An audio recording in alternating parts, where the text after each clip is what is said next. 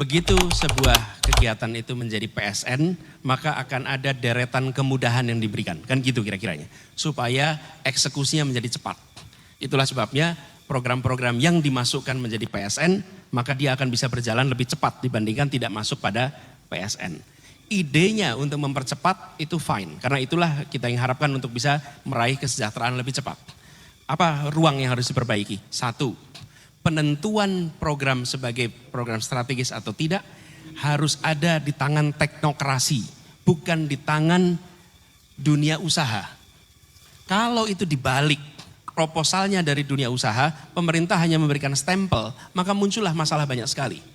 Dimulai dari teknokrasi. Dari mana itu? Kita punya RPJP, kita punya RPJMN. Kemudian dari sini diterjemahkan dalam bentuk program. Mana yang diputuskan menjadi strategis, nasional, mana yang tidak.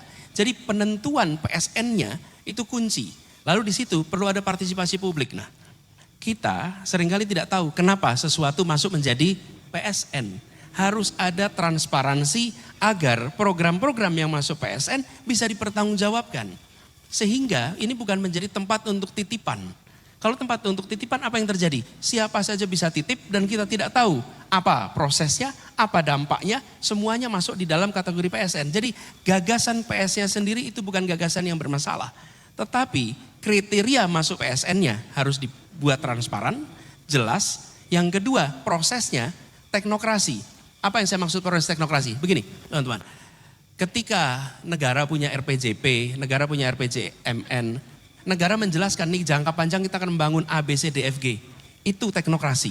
Tapi kalau non teknokrasi begini nah, saya punya keinginan untuk investasi di sini sebagai pengusaha. Lalu kemudian saya mencoba untuk menawarkan gagasan ini kepada kementerian A, B, C, D, E. Lalu jadilah dia PSN.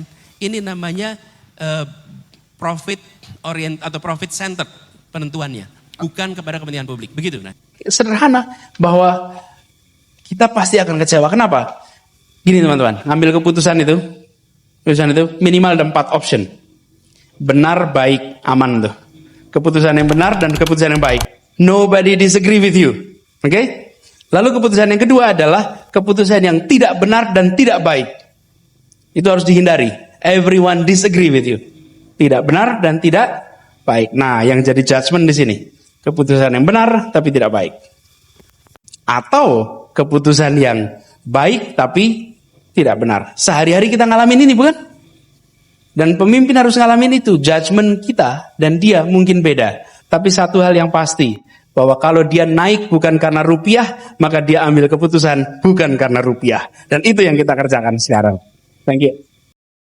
Baik teman-teman semua, itulah tadi tayangan video di mana seorang Bapak Anies Baswedan berbicara terkait dengan PSN atau Program Strategis Nasional, yang kemudian Bapak Anies Baswedan kita kenal bahwa selalu konsisten pada apa yang kemudian disampaikan. Kemudian Bapak Anies Baswedan selalu memberikan bahasa yang sangat mudah untuk kita pahami.